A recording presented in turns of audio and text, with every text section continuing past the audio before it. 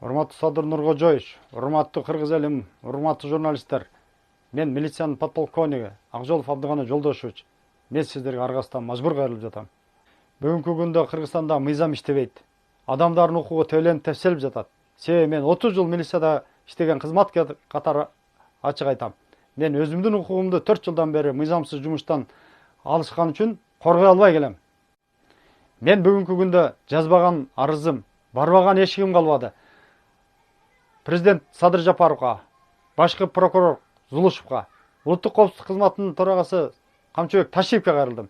Бирок мага жалгандан жооптор келип, жыйынтык чыкпай жатат. Мени жумуштан мыйзамсыз бошотконунун себеби алардын жашырган кылмыштарын беттерине айтып, чындыкты айтканым үчүн мени бошотушту. Садыр Нуркожоевич, 2020-жылы Молдовановка сиздин ал акыбалыңызды сурап барганбыз. Акунбай Кошоев, Номонжан Аркабаев аксакалдар менен. Ошондо сиздин чайыңызды ичип отуруп, эмне деген сөздөр айтылбады? Мамлекетти чындыкты орнотобуз, мыйзамдуулукту алып келебиз деген сөздөрүңүз бар эле.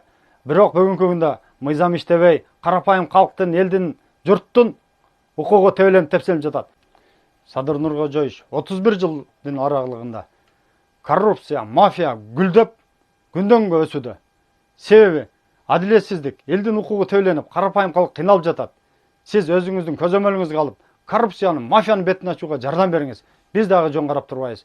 Биз дагы көмөктөшөбүз. Элибизге аба менен суудай керек болуп турат. Азыр калыстык, адилеттүүлүк, чындык. Ушул ишти көзөмөлгө алып, иликтеп, коррупциянын бетин ачайлы. Жардам бериңиз, Садыр Нуркожоевич.